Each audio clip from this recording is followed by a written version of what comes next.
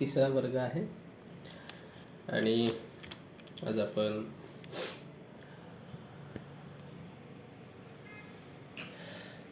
बुद्ध विषयी बघणार आहोत. तथागत सम्यक संबुद्धांविषयी बघणार आहोत.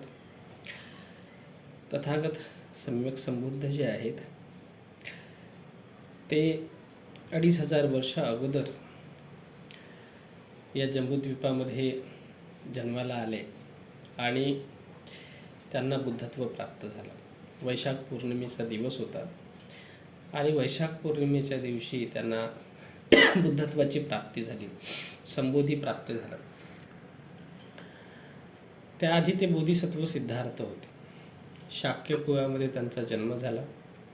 त्यांचे वडिलांचं नाव जे आहे ते शुद्धोदन, आईचं नाव महामाया आणि जन्माच्या 7 दिवसामध्येच महामायेचं निधन झालं. आणि जे आहे ते त्यांची जे मावशी होती महाप्रजापती गौतमी, तिने त्याचं लालन पालन केलं. तिला एक मुलगा सुद्धा होता बुद्ध नावाचा. नंतर तो नंद नावाचा मुलगा होता. परंतु तिने आपल्या मुलाकडे विशेष लक्ष न देता बोधिसत्व सिद्धार्थाकडे जास्त लक्ष दिलं. कारण बोधिसत्व सिद्धार्थ हे घरचे मोठे होते आणि मोठे असल्यामुळे ते युवराज म्हणजे वडील राजा असल्यामुळे सर्वात पहिला मुलगा जो आहे तो युवराज होतो आणि समोर जाऊन जे आहे ते तोच राजा होतो. अशी जे आहे ते त्या काळामध्ये रीत होती आणि त्यामुळे मला असं वाटतं की बोधिसत्व सिद्धार्थाकडे विशेष लक्ष दिलं गेलेलं होतं. दुसरी जे आहे ते जेव्हा बोधिसत्व सिद्धार्थांच्या विषयी आता जे बुद्धांचं जे चरित्र आहे तर ते खूप वर्षानंतर लिहिल्या गेलं. म्हणजे आचार्य अश्वघोषांनी जे आहे ते बुद्धाचं चरित्र, बुद्ध चरित्र लिहिलं आणि तो कालावधी जवळपास जे आहे आचार्य अश्वघोषांचा कालावधी जो आहे तो कनिष्काच्या समकालीन आहे. म्हणजे जवळपास 500 वर्षानंतर आपण असं म्हणू शकतो की 400-500 वर्षानंतर जे आहे ते बुद्ध चरित्र लिहिल्या गेलं आणि तोच ऑथेंटिक सोर्स आहे बुद्ध जीवनाशी संबंधित बुद्धचर्येचा. आणि दुसरं जे आहे ते त्रिपिटक आहे. त्रिपिटकामध्ये काही सुत्तांमध्ये बुद्धांनी आपल्या पूर्वीच्या जन्माविषयी म्हणजे जो बोधिसत्व सिद्धार्थ म्हणून जे ते जन्म म्हणजे बुद्ध होण्याच्या अगोदरचा जो त्यांचा काळ आहे त्याच्याविषयी काही सुत्तांमध्ये त्यांनी माहिती दिलेली आहे. जसं अलगद्दुपम सुत्ता आहे, बोधिराजकुमार सुत्ता आहे. परंतु ती त्या प्रसंगाला अनुरूप किंवा त्या जे काही विषय असेल ज्या विषयाला त्यांनी जे आहे ते ज्या विषयावरती त्यांना उपदेश द्यायचा होता त्या विषयाला अनुसरून होती. त्याच्यामुळे थोडकं जे आहे ते आपल्याला माहिती थोडी माहिती आपल्याला जे आहे ते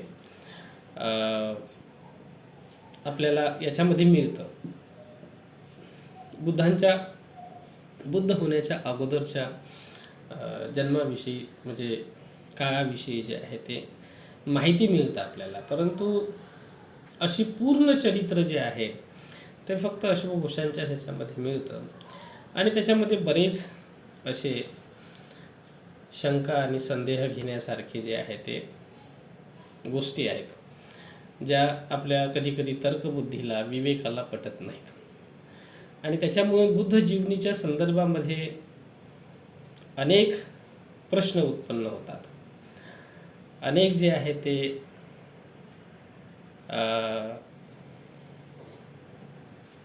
अनेक चर्चा जे आहे ते होतात त्याच्यावरती बुद्धाच्या जीवनाशी संबंधित आणि त्या चर्चा अनुत्तरित सुद्धा राहतात. त्याची उत्तरं प्राप्त करणं कठीण काम आहे. कारण की असा एक त्या काळामध्ये जर भगवान गौतम बुद्धांचं चरित्र कोणीतरी लिहिलं असतं जेव्हा किंवा त्या चरित्राला कंपाईल केलं असतं तर आपल्याला भगवान गौतम बुद्धांच्या जीवनाच्या संबंधात ऑथेंटिक जे काही चरित्र आहे ते प्राप्त झालेलं असतं. परंतु पहिली धम्मसंगती झाली आणि पहिली धम्मसंगती झाल्यानंतर त्या पहिल्या धम्मसंगतीमध्ये दोनच गोष्टी ज्या आहेत ते चर्चेला घेण्यात आल्या आणि त्याचं संगायन करण्यात आलं. पहिलं जे आहे ते भगवान गौतम बुद्धांचा उपदेश आणि त्याने दिलेला विनय, ह्या दोनच गोष्टी.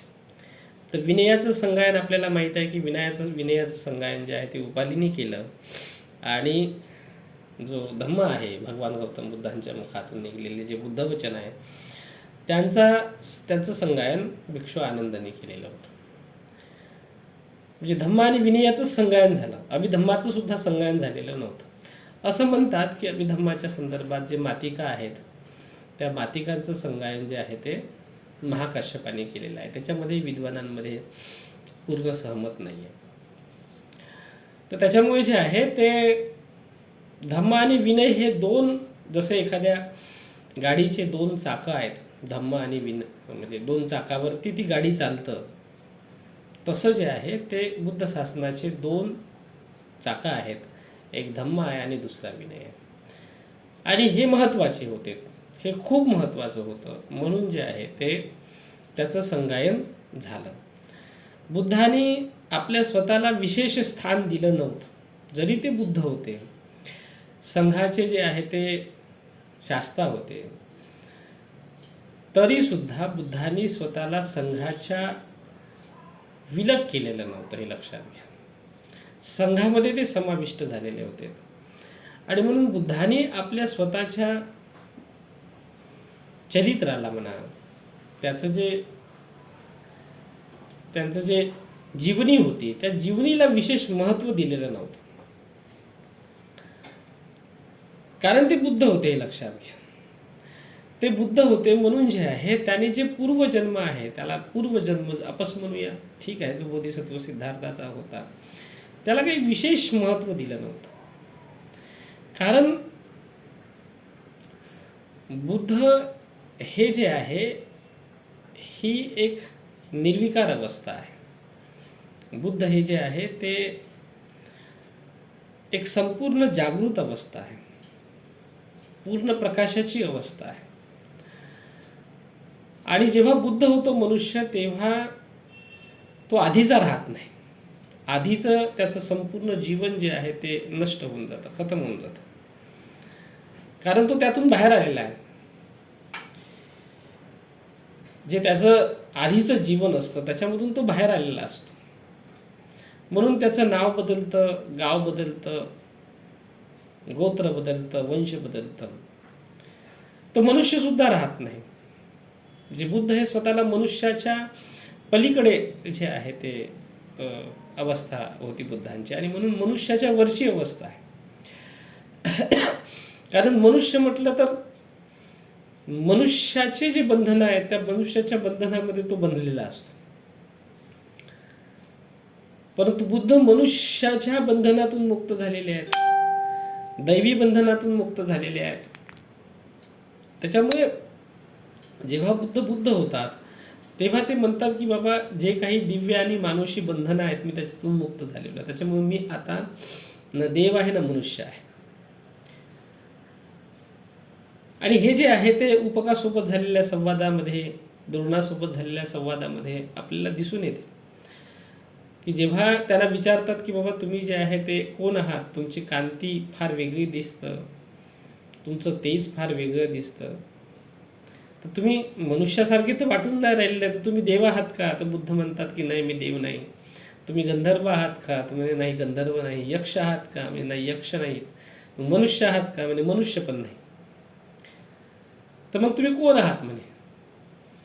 तर मग बुद्ध जे आहे ते त्यांना उत्तर देतात की जोपर्यंत मी तृष्णेनं बांधल्या गेलेलो होतो, कामतृष्णेमध्ये होतो, भवतृष्णेमध्ये होतो, विभव तृष्णेमध्ये होतो, माझं मन क्लेशाने युक्त होतं, निवरणाने आवृत्त झालेलं होतं, क्लेश माझ्या मनामध्ये होते, तोपर्यंत मी जे आहे ते एक मनुष्य होतो, देव होतो, यक्ष होतो, गंधर्व होतो असं समजा.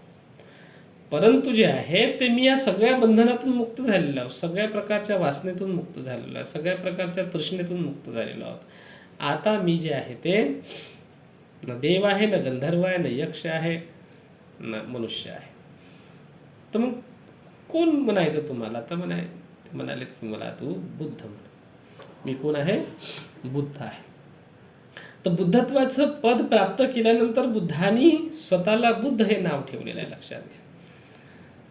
आणि स्वतःची ओळख जी आहे ते बुद्ध म्हणून केलेली आहे असं आपल्याला दिसतं. आणि तिथून त्यांच्या जीवनाला आरंभ झालेला आहे. ते जीवन महत्त्वाचं आहे. आधीचं जे जीवन होतं ते महत्त्वाचं नाही आहे. आधीचं जीवन हा संघर्ष होता. आधीचं जीवन जे आहे ते अज्ञानामध्ये होतं. आधीचं जीवन जे आहे ते अंधकारामध्ये होतं. तर अंधकारामध्ये असणार जेव्हा काळाकुट्ट अंधार आहे आणि काळाकुट्ट अंधारामध्ये असणाऱ्या मनुष्याचं काय अस्तित्व आहे? मनुष्य ओळखल्या केव्हा जाईल? मनुष्याचा परिचय केव्हा होईल? जेव्हा तो प्रकाशामध्ये येईल तेव्हा होईल ना. आता अंधारामध्ये कोण कोणाला दिसतं, कोण कोणाचं असतं हे लक्षात घ्या.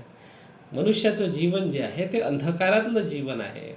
जेव्हा बुद्ध होतं मनुष्य तेव्हा पूर्ण प्रकाशामध्ये जातो. तर पूर्ण प्रकाशाचं जीवन महत्त्वाचं आहे. अंधारातलं जीवन काय महत्त्वाचं? आणि त्याच्यामुळे जे आहे ते अंधारातल्या जीवनाला काही महत्त्व नाही आहे. कारण ते मायाजाळ आहे, तो भ्रम आहे, तो मोहजाळ आहे. जसं फॉर एक्झाम्पल जे आहे ते वाळवंटामध्ये गेलं आणि वाळवंटामध्ये गेल्यानंतर जे आहे आपल्याला दुरूनच जे आहे ते खूप पाण्याचं जे आहे ते फार मोठं असं दिसते की फार मोठा सरोवर आहे पाण्याचा दुरून, हे लक्षात घ्या. परंतु जेव्हा तुम्ही जवळ जाता तेव्हा त्या ठिकाणी काही पाणी नसतं, ते मृगजाळ आहे. ठीक आहे. तर जीवन जे आहे ते जोपर्यंत तुम्ही लोभामध्ये, द्वेषामध्ये, मोहामध्ये, कामतृष्णेमध्ये, भवतृष्णेमध्ये, विभवतृष्णेमध्ये आहात तोपर्यंत मनुष्याचं जीवन हे मृगजाळासारखं आहे. त्याच्या जीवनाला काही अर्थ नाही आहे. ते जीवन जे आहे ते बेअर्थी आहे. तो भास आहे, ती कल्पना आहे, तो मृगजाळ आहे. जेव्हा मनुष्य बुद्ध होतो तेव्हा तो पूर्ण प्रकाशामध्ये जातो. तेव्हा ते जीवन अस्सल जीवन असतं. तेव्हा ते जीवन जे आहे ते खरंखुरं जीवन असतं. कारण ते प्रकाशातलं जीवन आहे. कारण ते पूर्ण जागृत अवस्थेमधलं जीवन आहे. कारण ते पूर्ण जे आहे ते ज्ञानाचं, बोधाचं जीवन आहे. आणि म्हणून जे आहे बुद्धत्व प्राप्तीनंतरचा जीवनाचा जो लेखाजोखा आहे तो तुम्हाला त्रिपिटकामध्ये दिसेल. ठीक आहे. तो सुत्तांमध्ये आपल्याला जे आहे ते बुद्ध कुठे गेलेत, कोणत्या ठिकाणी गेलेत, बुद्धांनी उपदेश कोणता केला, कोणाला उपदेश केला, त्याच्यामुळे बुद्ध झाल्यानंतरचा जो प्रवास आहे महापरिनिर्वाणापर्यंतचा त्याचा लेखाजोखा तुम्हाला मिळून जाईल सुत्तांमध्ये. परंतु बुद्ध होण्या अगोदरचं जो काही विश्व आहे तर ते तुम्हाला मिळत नाही.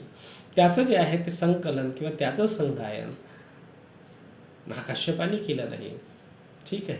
किंवा संघामध्ये त्या पद्धतीची रीत बुद्धाने निर्माण केली नाही की बुद्धाच्या जीवनाला त्यांनी महत्त्व द्यावं, बुद्धाचे जे काही पूर्वश्रमीचं जीवन होतं त्याला महत्त्व द्यावं.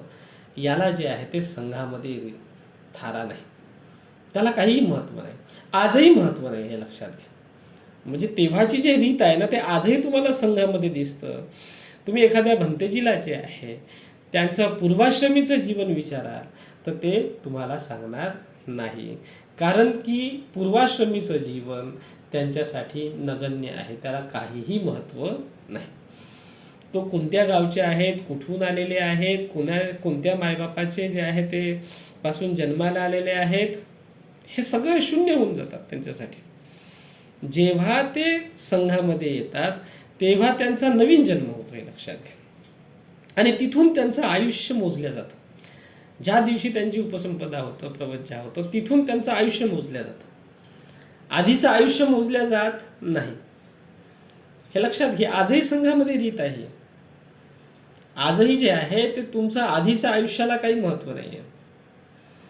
जेव्हा तुम्ही चीवर घेता, प्रवर्जित होता, उपसंपदा होतं, तिथून मनुष्याचं जे आहे ते आयुर्मान मोजल्या जातं.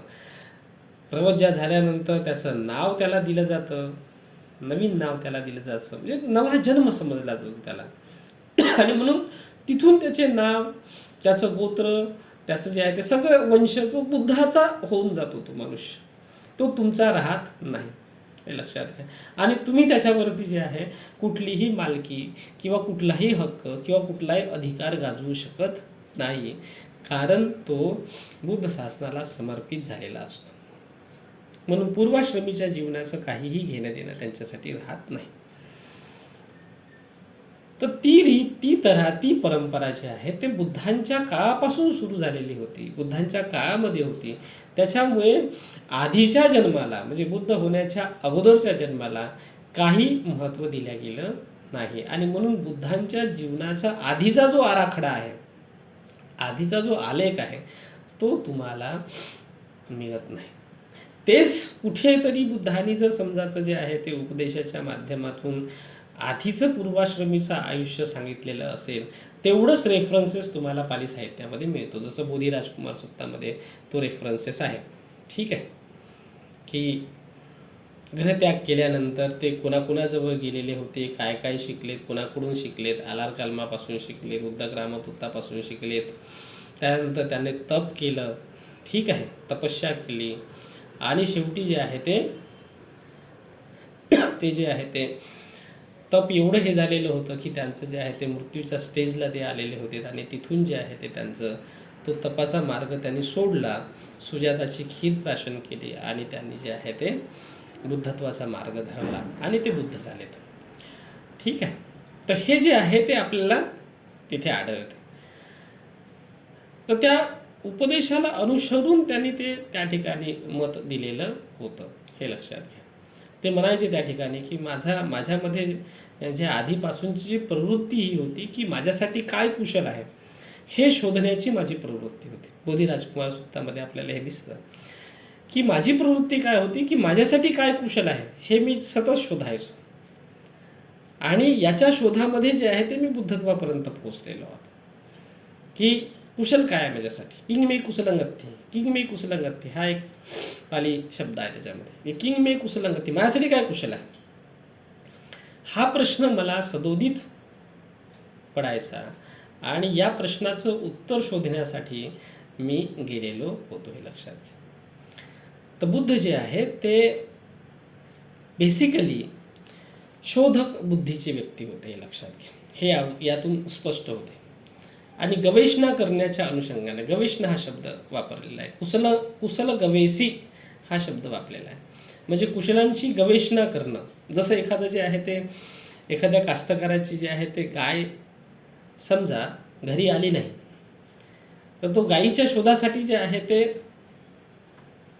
फिरायचा, पूर्ण गाव फिरायचा, रानोरान फिरायचा, त्याला म्हणायची गवेषणा, गवेसी होणे. म्हणजे तो गवेषणा करून राहिला, शोधाशोध चालू आहे त्याच्यामध्ये.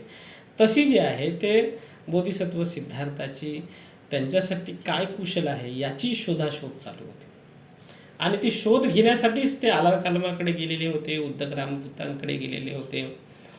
आणि जे भृगु ऋषीकडून असं म्हणतात की भगवान गौतम बुद्धाने तपस्येचं ज्ञान ग्रहण केलेलं होतं, ते जे आहे त्यांनी शोधण्याचा प्रयत्न केला, आणि त्याच्यामध्ये ते अंतिम टोकाला गेलेत, परंतु त्यांना जे आहे ते समाधान प्राप्त झालं नाही. ते आपण बघितलं मागच्या वर्गामध्ये, हे लक्षात घ्या. त्यांना ते सुख देऊ शकले नाही, चित्ताला शांती देऊ शकले नाहीत, दुःख निवारण करू शकले नाही, त्यांच्या प्रश्नांचं उत्तर त्यातून त्याला मिळालेलं नाही, हे लक्षात घ्या. तर त्याच्यामुळे जे आहे ते बुद्ध होण्यापासूनच्या जीवन, महापरिनिर्वाणापर्यंतचं जीवन जे आहे, ज्याच्यामध्ये तेवढे प्रश्नचिन्ह नाही आहेत, जेवढे प्रश्नचिन्ह जे आहे ते आधीच्या चर्येचे आहेत. आणि अश्वघोषांनी जी चर्या लिहिलेली होती, बुद्धचर्या, त्याच्यामध्ये जे आहे ते सर्वात जास्त वादाचं कारण ठरणारा जो एक रेफरन्सेस आहे, एक जे त्यांनी हे केलेलं होतं, ते होतं जे आहे ते पहिलं तर 4 दृश्याचं कारण त्यांनी दिलेलं होतं, की 4 दृश्य जे आहे ते त्यांनी बघितले आणि बघितल्याबरोबर त्यांच्या मनामध्ये विरक्ती उत्पन्न झाली. ते 4 दृश्य जे आहे ते, जसं भगवान बोधिसत्व सिद्धार्थाने वृद्ध मनुष्य बघितला, रोगी मनुष्य बघितला, मरण ज्याला मरण झालेलं होतं आणि त्या मृत व्यक्तीला घेऊन जाताना लोक पाहत होते तर ते बघितले, आणि एक श्रमण बघितला. तर असे जे आहे ते 4 दृश्य बघितल्यामुळे त्यांच्या मनामध्ये विरती उत्पन्न झाली, आणि त्याच्या अगोदर त्यांनी ते बघितलेलं नव्हतं. म्हणजे शुद्धोधन राजांनी जे आहे ते त्याला ह्या सांसारिक जीवनात घडणाऱ्या ह्या ज्या काही घडामोडी होत्या त्याच्यापासून त्यांना विरक्त ठेवलेलं होतं. ते त्यांच्या नजरेमध्ये दिसू दिल्या नव्हत्या. कारण असित मुनीचं जे आहे ते जे भाकीत केल्या गेलेलं होतं असित मुनींनी, की बाबा हा एकतर चक्रवर्ती राजा होईल किंवा हा सम्यक संबुद्ध होईल. तर त्याची त्यांच्या मनामध्ये धास्ती झालेली होती, की शुद्धोधन राजाला असं वाटत होतं की बाबा हा जे आहे ते बुद्ध झाला नाही पाहिजे, हा चक्रवर्ती म्हणजे राजाचा पोरगा राजा व्हावा, हा जो आहे तो, आणि त्यातही त्या चक्रवर्ती राजा होणं म्हणजे फार मोठी उपलब्धी होती. तर त्यांना असं वाटायचं की या दिशेनं गेला पोरगा तर बरं होईल. म्हणून त्यांना जे आहे ते सांसारिक जीवनाचं कुठलंही असं दृश्य त्यांच्या नजरेसमोर येऊ दिलं नाही की ज्याच्यामुळे त्याच्या मनामध्ये विराग उत्पन्न होईल, विरक्ती उत्पन्न होईल आणि तो घरदार सोडून चालला जाईल. ठीक आहे. तर शुद्धोधनाने असं केलं बुवा, आणि जे आहे ते मग युवा अवस्थेमध्ये आल्यानंतर, लग्न वगैरे झाल्यानंतर, त्याच्यानंतर जे आहे ते एक दिवस तो नगर भ्रमण करण्यासाठी गेला, आणि त्याला जे आहे ते हे 4 दृश्य दिसलेत, आणि तिथून त्याच्या मनामध्ये विरक्ती उत्पन्न झाली. आणि त्यानंतर मग जे आहे ते रात्री आपल्या बायकोला, आपल्या पोराला जे आहे ते झोपेच्या अवस्थेमध्ये ठेवून जे आहे चुपचाप लपून घर सोडून निघून गेला. आणि मग जे आहे ते श्रमण बनलेत, आणि त्याच्यानंतर मग त्यांचा बुद्धत्वाचा प्रवास सुरू झाला. अशा पद्धतीचं जे काही आपल्याला संदर्भ दिसतो आपल्या अश्वघोषांच्या बुद्धचर्येमध्ये, याच्यावरती बरेच हे आहेत, वाद आहेत, की असं कसं होऊ शकते की बुद्ध जे आहे ते हे 4च दृश्य बघितल्याबरोबर जे आहे ते बुद्ध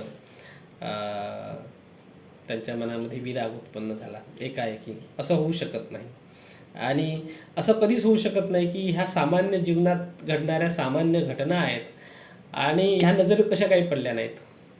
ठीक आहे. तर असं होऊ शकत नाही. हे तर्काला पटत नाही, हे बुद्धीला पटत नाही. दुसरी गोष्ट जी आहे ते फार महत्त्वाची, ज्याच्यावरती प्रतिव्यवस्था मोठी आक्रमण करतं, की बाबा सिद्धार्थ गौतमांनी आपल्या घरच्या लोकांना न सांगता चुपचाप जे आहे ते रात्रीच्या अंधकारामध्ये आपल्या बायको मुलाला झोपेत ठेवून निघून चालले गेलेत. हे तर्कबुद्धीला, हे विवेकाला पटत नाही. तर याच्या संदर्भामध्ये जे आहे ते पाली सुत्तांमध्ये रेफरन्सेस आलेले आहेत, की त्या ठिकाणी सांगितलेलं आहे बुद्धांनी की असं नाही. ठीक आहे. बुद्ध असं वर्णन करतात की माझे याती बांधव झगडत होते, कलह करत होते, हे लक्षात घ्या. आणि हे कलह जे आहे ते मला पाहणं होत नव्हते, हे लक्षात घ्या. म्हणजे बुद्ध जे आहे ते संवेदनशील मनाचे होते, त्यात काही शंका नाही.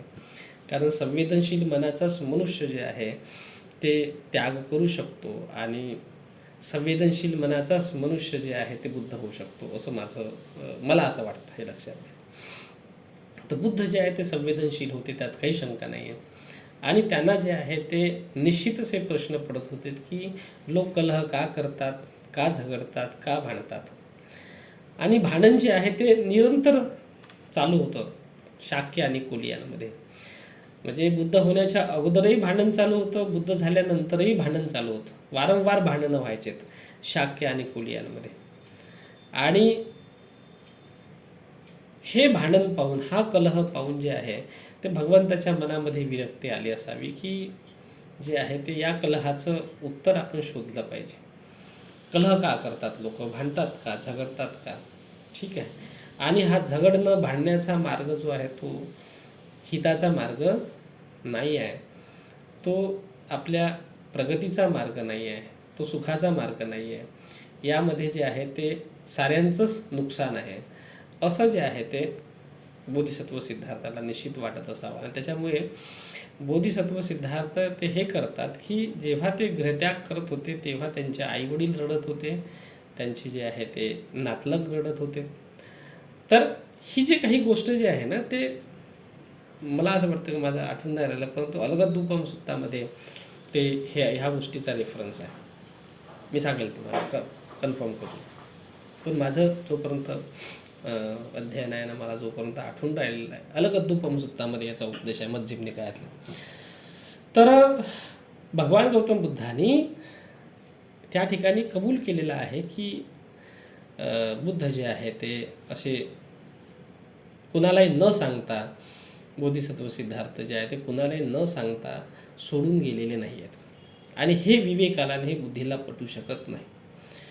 तर असे बऱ्याच गोष्टी आहेत ज्या बुद्धांच्या जीवनी संबंधामध्ये प्रश्नचिन्ह उत्पन्न करणारे आहेत. तर या संदर्भामध्ये बाबासाहेब आंबेडकरांचं जे उत्तर आहे ते हेच आहे, बुद्धाने त्याचा धम्मग्रंथ लिहित असताना, की कुठलीही गोष्ट जे बुद्धांशी संबंधित आहे, धम्माशी संबंधित आहे, संघाशी संबंधित आहे, आणि त्याच्यावरती जे आहे ते वाद उत्पन्न होत आहे, प्रश्नचिन्ह उत्पन्न होत आहे, अशा वेळेस जे आहे ते काही निकष आपण जे आहे ते लावले पाहिजेत. पहिली गोष्ट ही आहे की बुद्धाचं वचन, बुद्धाच्या जीवनीमधला कुठलाही प्रसंग असं समजा, किंवा कुठल्या बुद्धांचं वचन समजा, ते जे आहे ते बुद्धीला, तर्काला, विवेकाला पटलं पाहिजे. ठीक आहे. जर ते बुद्धीला, तर्काला, विवेकाला पटत नाही आणि त्याच्या कसोटीला उतरत नाही, तर ते बुद्ध वचन मानायचं नाही किंवा बुद्धाच्या जीवनीतला प्रसंग मानायचा नाही. हे बाबासाहेब आंबेडकरांनी जे आहे ते बुद्धाने धम्मग्रंथ लिहित असताना ही गोष्ट नमूद केलेली आहे. कारण ते तर्काला, बुद्धीला, विवेकाला पटलं पाहिजे. त्याची कसोटी जेव्हा आपण लावू तेव्हा त्या कसोटीला ते खरं उतरलं पाहिजे. ठीक आहे.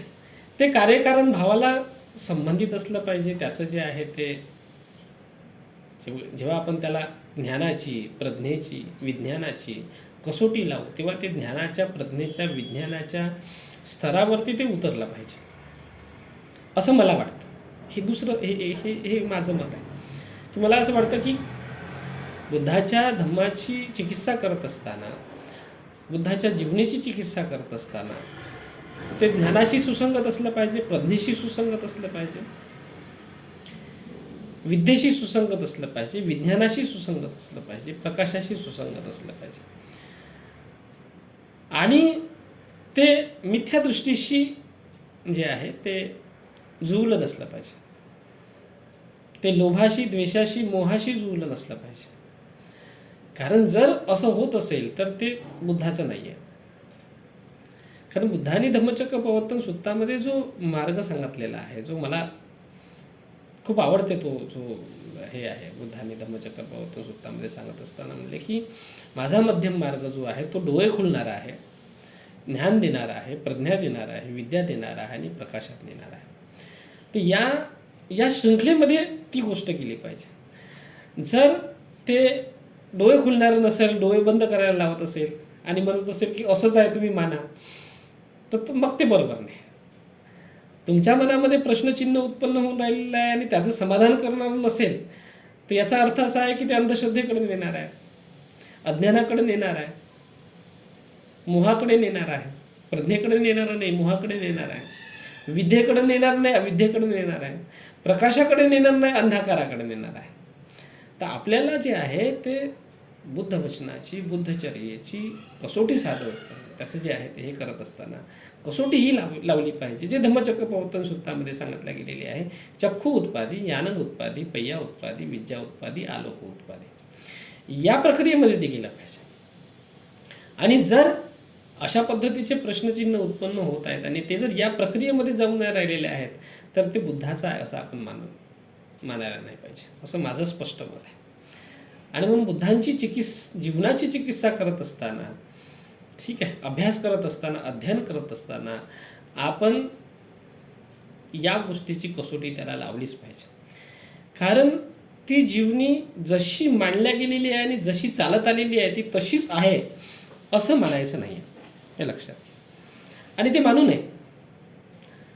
कारण 2500 वर्ष झालेले आहेत. 2500 वर्ष अगोदर आपल्याला आपल्याच बापजाद्याचं आयुष्य नीट आठवत नाही आणि त्यांनी काय केलं काय नाही केलं हे नीट आठवत नाही, तर ते 2500 वर्ष अगोदरचं आहे.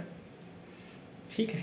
तर त्या जीवनीला डोळे बंद करून जे आहे ते मानणं, त्याला स्वीकारणं आणि त्याचा जो आहे तो प्रचार प्रसार करणं, ट्रॅडिशनल बुद्धिझममध्ये जे आहे ते लोक जसे करतात तसं करणं हे संयुक्तिक नाही आहे, हे लक्षात घ्या. निदान आंबेडकरवादी अनुयायांसाठी तरी ते संयुक्तिक नाही आहे.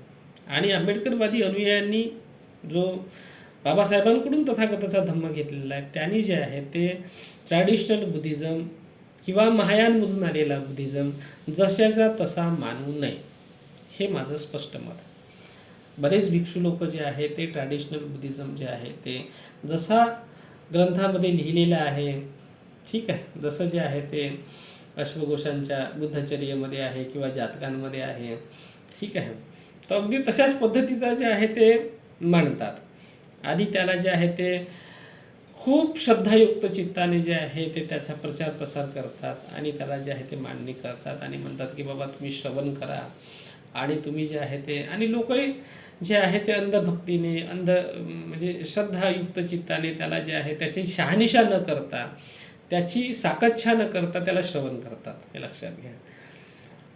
श्रवण करणं हे जरी उत्तम मंगल असलं भगवंतांनी सांगितलेलं आहे, परंतु त्याच्यानंतरची फार महत्त्वाची आहे की धम्म साकच्छा करणं हे उत्तम मंगल आहे. जर धम्माची साकच्छा चिकित्सा न करता जर आपण त्याला भंतेजींनी सांगितलेलं आहे किंवा एखाद्याचे आहे ते विद्वानांनी सांगितलेलं आहे किंवा जे आहे ते ग्रंथामध्ये लिहिलेलं आहे किंवा परंपरेनं चालत आलेलं आहे म्हणून ॲज इट इज आपण मानायचं, म्हणजे आपली बुद्धी जी आहे ते सोनाराच्या दुकानामध्ये घाण ठेवल्यासारखं, हे लक्षात घ्या. तर घाण ठेवायचं नाही आहे. बुद्धीच्या तर्कावरती, कसोटीवरती त्याला लावलं पाहिजे आणि त्याला त्याचा जमिनी आधार शोधला पाहिजे की जमिनी आधार त्याला आहे का. नाही तर मग ते पुराण कथेसारखं होऊन जाईल ना, की जे आहे ते जसं जे आहे ते पुराण कथेमध्ये जे आहे ते पौराणिक कथेमध्ये जसं ते विविध चमत्काराच्या कथा सांगितल्या जातात. ठीक आहे, कोणाचा माईक सुरू आहे प्लीज बंद करा. ठीक आहे, वाघमारे, अस्मिता वाघमारेंचा माईक चालू आहे, बंद करा प्लीज. तर जे आहे ते हे करणं उचित नाही आहे ना, म्हणजे जमिनी आधार शोधला पाहिजे. जसं कुणी म्हणतात की भगवान गौतम बोधिसत्व सिद्धार्थाचा जन्म झाला आणि 7 पावलं चालले गेले पुढे. ठीक आहे, तर त्याचा जमिनी आधार नाही आहे ना. ते जरी ग्रंथामध्ये लिहिलेलं असेल किंवा त्याचा जो आहे तो चालत आलेला असेल, पण त्याचा जमिनी आधार थोडी आहे. तुम्ही जर आज त्याची परीक्षा घेतो म्हणाल, त्याची जी आहे ते चाचणी करतो म्हणाल, तर असं कुठलंही तुम्हाला एकही पोरगा किंवा मुलगा किंवा मुलगी दिसणार नाही की जे जन्म झाल्याबरोबर लगेच चालायला लागते. ठीक आहे, ते काहीही असो, ते प्रतिकात्मक असो किंवा अप्रतिकात्मक असो, परंतु लोक त्याला खरं मानतात ना. लोक त्याला जे आहे ते चमत्कारिक दृष्टिकोनातून पाहतात ना. आणि जे भाष्यकार आहेत, कथावाचक आहेत, आता तर कथावाचकही आलेले आहेत, म्हणजे भिक्षू लोक. ठीक आहे, बरेच भिक्षू लोक जे आहेत ते कथावाचक म्हणून काम करतात.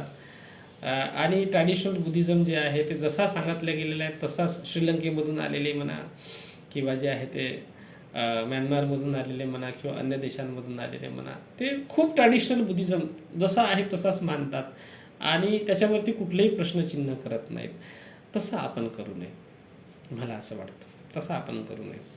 ठीक आहे, मी एका भंतेजींच्या कार्यक्रमामध्ये गेलो होतो आणि तिथे ते सांगायला लागले, एवढा असं वाटायचं की हे काय अंधश्रद्धा पेरून राहिलेल्या आहेत बुद्ध धर्मामध्ये. इतकी जे आहे ते अंधश्रद्धा, म्हणजे बुद्धांच्या जीवनीशी संबंधित अशा अनेक गोष्टी आहेत आणि ते आपल्या प्रवचनामध्ये सांगत होते, बुद्धीला बिलकुल पटत नव्हतं, हे लक्षात घ्या. आणि म्हणून मला असं वाटतं की जेव्हा आपण का मनाची धम्मशाळा सुरू केलेली आहे, त्याच्या मागचं हे सुद्धा एक कारण आहे की बुद्धाचा धम्म जो आहे तो वैज्ञानिक धम्म, बाबासाहेबांनी दिलेला जो बुद्धाचा धम्म आहे तो जनसामान्यामध्ये जावा आणि शुद्ध वैज्ञानिक स्वरूपाचा बुद्ध धम्म, जमिनी बौद्ध धम्म जावा. ठीक आहे. आणि अशा तमाम गोष्टी जे आहे त्याचं जे आहे ते खंडन झालं पाहिजे, निराकरण झालं पाहिजे, किंवा ते तुमच्या धम्माच्या देशनेमध्ये, धम्माच्या प्रवचनामध्ये ते विषय आलेच नाही पाहिजेत, काही गरजच नाही. त्यावेळेस महाकाश्यपानी जे आहे ते बुद्धाच्या जीवनीच्या विषयासंदर्भात तिथे चर्चा केली नाही, तर आपण कोण आहोत चर्चा करणारे, आणि का म्हणून चर्चा करायची, काही गरज नाही आहे. बोधिसत्व सिद्धार्थांचं आधीचं जीवन कसं होतं, काय होतं, त्याचं जे आहे ते काहीही त्याचं महत्त्व नाही. आणि बुद्धांनी सुद्धा जे आहे ते त्याचं काही उहापोह केलेला नाही आहे, हे लक्षात घ्या. ज्या महत्त्वाच्या गोष्टी होत्या, जी प्रवृत्ती होती बुद्धांची, जी बुद्ध होण्या अगोदर होती, त्याची बुद्धांनी चर्चा केलेली आहे की मी कुशल गवेसी होतो. हे कुशल गवेसी असण्याचा जो छंद मला लागलेला होता, ही जी कुशल सवय होती माझ्या मनामध्ये, ही मला बुद्धत्वापर्यंत घेऊन गेली. तर ती महत्त्वाची होती. जे महत्त्वाचं होतं बुद्धांनी ते नमूद केलेलं आहे त्यांच्या पूर्वाश्रमीच्या जीवनातलं. ठीक आहे. तर ते महत्त्वाचं आहे, कारण की त्या प्रवृत्तीमुळे बोधिसत्व सिद्धार्थ बुद्ध झालेत ना. ती प्रवृत्ती त्याच्यामध्ये होती कुशल गवेसी करण्याची. कुशल गवेसी होती, माझ्यासाठी काय कुशल आहे याचं चिंतन करण्याचं. आणि हे चिंतन फार महत्त्वाचं. हे चिंतनच तुम्हाला बुद्ध धम्माकडे घेऊन जातं. जर आपण हाच प्रश्न स्वतःला विचारला नाही की माझ्यासाठी काय कुशल आहे, माझा कुशल मार्ग कोणता आहे, हा प्रश्न फार महत्त्वाचा आहे ना. हा प्रश्न प्रत्येकाने स्वतःला विचारला पाहिजे, त्याचं औचित्य आहे. आणि तो प्रश्न तुम्हाला बुद्ध धम्माकडे घेऊन जाऊ शकतो, बुद्धाच्या मार्गाकडे घेऊन जाऊ शकतो. हे लक्षात घ्या की माझ्यासाठी काय कुशल आहे, माझ्यासाठी काय हिताचं आहे, माझ्यासाठी काय सुखाचं आहे. ठीक आहे. जसं बोधिसत्वांच्या मनामध्ये, बोधिसत्वामध्ये ही प्रवृत्ती असते, बोधिसत्वामध्ये ही प्रवृत्ती असते की माझ्यासाठी काय कुशल आहे. जसं बाबासाहेबांमध्ये ही प्रवृत्ती होती ना की माझ्या समाजासाठी काय कुशल आहे, माझ्या समाजासाठी काय हिताचं आहे, माझ्या समाजासाठी काय सुखाचं आहे, माझ्या समाजाची कशी तरक्की होणार आहे, माझ्या समाजाचं कशामध्ये भलं होणार आहे. या अनुषंगानं जे आहे ते बोधिसत्व जे बाबासाहेब आहेत. ठीक आहे. तर त्यांनी जे आहे ते हा प्रश्न त्यांच्या मनामध्ये होता, म्हणून त्यांनी जे आहे ते बुद्ध धम्माचा स्वीकार केला ना. हे लक्षात घ्या. कारण की त्यांना माहिती होतं, त्यांनी बघितलं की हिंदू धर्मामध्ये राहून जे आहे त्यांना त्यांचं हित, त्यांच्या समाजाचं हित अजिबात होऊ शकत नाही. कितीही यांना जे आहे ते आपण सुधारण्याचे धडे शिकवले तरी सुद्धा हे लोक सुधरू शकत नाही. आणि त्याला जे आहे ते आज आपण पाहतो आहोत की हे लोक अजिबात सुधरू शकत नाही. इतके कठोर मनाचे, निर्दयी मनाचे आणि माणुसकीला काळीमा फासणारे हे लोक आहेत. म्हणजे यांच्यामधला हैवान जो आहे ना तो केव्हा जागृत होईल आणि हे लोक कोणत्या थराला चालले जातील त्याचा काही भरोसा नाही. आता ते महाराष्ट्रामध्ये प्रकरण गाजत आहे, आपल्याला माहीत आहे, संतोष देशमुखांचं. असे अनेक प्रकरणं आहेत, हे लक्षात घ्या. आणि ही शिक्षा कोण देते, तर धर्मग्रंथ देतात. धर्मग्रंथ जे आहे ते मनुष्याला हिंसक बनवतात. कारण की ज्या धर्माची निवस युद्धात आहे आणि युद्ध करायला लावते आहे, तो धर्म माणसाला शांतीचे पाठ देऊ शकत नाही. तो धर्म माणसाला जे आहे अहिंसेचा उपदेश करू शकत नाही. तो मनुष्य एका माणसाला दुसऱ्या माणसासोबत माणुसकीस वागायला शिकवू शकत नाही. हे बाबासाहेब आंबेडकरांना स्पष्ट कळलेलं होतं. त्याच्यामुळे बाबासाहेब म्हणालेत की धर्मग्रंथाला सुरुंग मारायचं, सुरुंग लावून जे आहे ते उडून दे, बाबासाहेब म्हणाले. ठीक आहे. कारण धर्मग्रंथांनी मन जे आहे ते सडवलेले आहेत आणि त्या धर्मामध्ये राहिल्यानंतर तुम्हाला ते येणे आहे, तुम्हाला ते करणे आहेत. कारण तुम्ही त्या धर्माचे आहात, तुम्ही त्या धर्माचे आहात, तुम्हाला ते करणे आहे. त्याच्यामुळे धर्मांतर करणं फार महत्त्वाचं आहे की नाही. तुम्ही जर त्या धर्मामध्ये राहिले तर तुम्हाला ते सगळे जे आहे ते देवधर्म लागू आहेत, त्यांचे प्रथा परंपरा लागू आहेत, त्यांच्या मानसिकता लागू आहेत, त्यांचे सण समारंभ लागू आहेत, त्यांच्या जे आहे त्या एकूण एक संस्कार लागू आहेत, ते तुम्हाला करावे लागणार आहेत. तुम्ही त्याच्यापासून मोकळे नाही होऊ शकत. आणि त्याच्यामुळे जो आहे ते जे बौद्ध झालेत ना, त्यांना बौद्ध धर्म मिळाला, परंतु जे अनुसूचित जातीचे लोक म्हणा किंवा अन्य जाती जमातीचे लोक आहेत, जे बौद्ध झाले नाहीत, त्यांना अजूनही तेच संस्कार करावे लागतात, तर त्याच संस्कृतीमध्ये त्यांना जे आहे ते निर्वहन करावं लागतं. हे सत्य आहे. तर माझ्यासाठी काय कुशल आहे, माझ्यासाठी काय हिताचं आहे, माझ्या परिवारासाठी काय कुशल आहे, माझ्या परिवारासाठी काय हिताचं आहे, माझ्या समाजासाठी काय हिताचं आहे, माझ्या देशासाठी काय हिताचं आहे, समजले का नाही? आणि या संपूर्ण मानवजातीच्यासाठी काय हिताचं आहे, सुखाचं आहे, हा प्रश्न विचारणं अत्यंत महत्त्वाचा आहे. हा प्रश्न अत्यंत महत्त्वाचा आहे, जो बोधिसत्व सिद्धार्थांच्या मनामध्ये होता आणि तो प्रश्न नमूद केला त्याने. ते महत्त्वाचं होतं. बाकी जी चर्या आहे ती महत्त्वाची नाही, हे लक्षात घ्या. ती महत्त्वाची नाही आहे. आणि म्हणून जे आहे ते तिथे त्या ठिकाणी जे आहे ते हे केल्या गेलेलं नाही. महाकाश्यपाने त्याचा प्रथम संगीतीमध्ये संगायन केलं नाही किंवा त्याला विशेष जोर दिला नाही. तर मग आपण कोण होतो बुद्धांच्या त्या पूर्वाश्रमीच्या जीवनाला इतकं जोर देऊन त्यांचं निरूपण करायचं, त्याचं जे आहे ते कथावाचन करायचं आणि लोकांना जे आहे त्या अज्ञानाच्या गर्तेमध्ये घेऊन जायचं. जर त्या गोष्टी ज्या आहेत त्या जमिनी असत्या, विवेकाला पटणाऱ्या असत्या, तर काय हरकत नाही. बुद्धांच्या चर्येमध्ये बोधिसत्व सिद्धार्थांचं जीवन पाहत असताना जर आपल्याला काही गोष्टी जर तुम्हाला त्याच्यातल्या ज्या आहेत ते जमिनी वाटत असेल, बुद्धीला पटणाऱ्या वाटत असेल, तर्काला पटणाऱ्या वाटत असेल, तर त्या आपण स्वीकारल्या पाहिजेत. मी असं नाही म्हणत की नाही स्वीकारायचं, स्वीकारल्या पाहिजेत.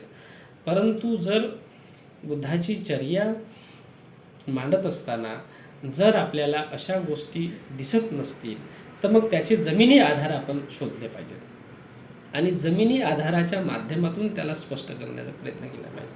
जसं मी कालच्या जे आहे ते याच्यामध्ये म्हटलं की सुजाताच्या संदर्भामध्ये ते सांगितलं जातं की तिने जे आहे ते वनदेवताच्या वृक्षदेवताचा नवस केला आणि ती फेडण्यासाठी तिथे गेली आणि त्या झाडाखाली ते बसून होते. तर ते माझ्या बुद्धीला पटत नाही, लक्षात घ्या. तर मी ती सांगत असताना मी म्हटलं की नाही ते त्या ठिकाणी जे आहे ते असं होऊ शकत नाही. बुद्ध जे आहे ते त्या ठिकाणी मरणाची घटका मोजत असतील, अंतिम घटका मोजत असतील, तेव्हा ती बाई जी आहे ती गेली असेल. आणि असं होतं. कुणी जे आहे ते असं, त्या काळातले लोक सेन्सिटिव्ह होते, आतातले तर लोक नाही आहेत म्हणा, मरत असतील तर मोर देतात, पण त्या काळातले लोक सेन्सिटिव्ह होते, हे लक्षात घ्या. आणि जे आहे सेन्सिटिव्ह होते, त्याच्यामुळे जे आहे ते कामी पडायचे. तर मला असं वाटतं की तर याला जमिनी आधार आहे. तर या गोष्टीचं आपण या पद्धतीनं निरूपण करू शकतो, हे लक्षात घ्या. परंतु जर ती अंधश्रद्धेला खतपाणी घालत असेल एखादी गोष्ट, हे माईक बंद करा बरं मंदा मेश्रामताई तुमचा, तर ती जे आहे ते ठीक नाही, ते ठीक नाही असं मला वाटतं. ठीक आहे. तर याच्या अनुषंगाने जे आहे ते आपण जरूर हे केलं पाहिजे. आणि आपण जे आहे ते बुद्धाच्या जीवनीचं असं वैज्ञानिक जर निरूपण करता येत असेल तर आपण तो करण्याचा प्रयत्न केला पाहिजे. परंतु बुद्धाच्या जीवनीशी संबंधित जर काही आपल्याला अशा गोष्टी दिसत असतील, ठीक आहे, की जे विवेकाला पटत नाही, तर्काला पटत नाही, त्या गोष्टी मानल्या नाही पाहिजेत ॲज इट इज, असं मला वाटतं. ठीक आहे. तर हे बोधिसत्व सिद्धार्थ आणि बुद्धाच्या जीवनाशी संबंधित जे निरूपण होतं ते आपण समजून घेतलं पाहिजे. मला जे सांगायचं होतं ते आज मी आजच्या धम्मशाळेमध्ये सांगितलं तुम्हाला. आणि याच्यानंतरसुद्धा बुद्धाच्या जीवनाशी संबंधित अजून काही गोष्टी आहेत ज्या आपल्या समोरच्या क्लासमध्ये आपण बघू.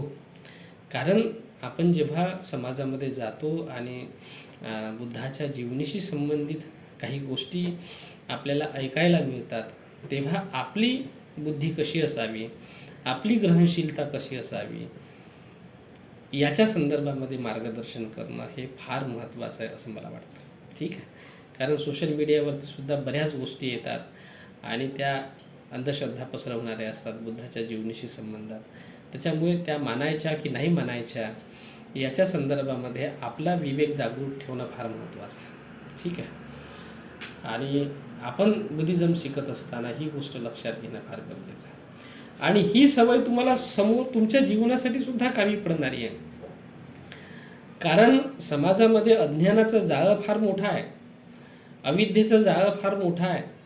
आणि कोणती अविद्या तुम्हाला जाळ्यात ओढेल, ठीक आहे, आणि कोणता जो आहे तो विचार तुम्हाला जे आहे ते अंधश्रद्धेकडे घेऊन जाईल, मिथ्या धर्माकडे घेऊन जाईल, सांगता येणार नाही. हे लक्षात घ्या. अशा वेळेस जे आहे तुम्हाला हे जी काही सवय आहे, जो आपण आजच्या क्लासमध्ये सांगितलेली आहे की विज्ञाननिष्ठ गोष्टच मानायची, अवैज्ञानिक गोष्ट मानायची नाही आहे, ती बुद्धाशी संबंधित का नाही राहत, ठीक आहे, त्याला सुद्धा माणसानं जे आहे ते ॲज इट इज स्वीकार करता कामा नये. त्याचं खंडन केलं पाहिजे आणि त्याला बाजूला सारले पाहिजे. लक्षात घ्या. तर ती सवय तुम्हाला जे आहे ते समोरच्या जीवनामध्ये, तुमच्या जीवनामध्ये सुद्धा कामी पडेल. असे बरेच लोक आहेत सांगतात तुम्हाला, या बाबाकडे जा, त्या बाबाकडे जा, या बुवाकडे जा, त्या बुवाकडे जा, हे कर्मकांड करा, ते कर्मकांड करा. तर अशा याच्यामधून जे आहे ते तुमची मुक्ती होऊ शकते या सवयीमुळे. हे लक्षात घ्या. तर हे लक्षात घेणं अत्यंत गरजेचं आहे. आलं लक्षात? काही विचारायचं आहे?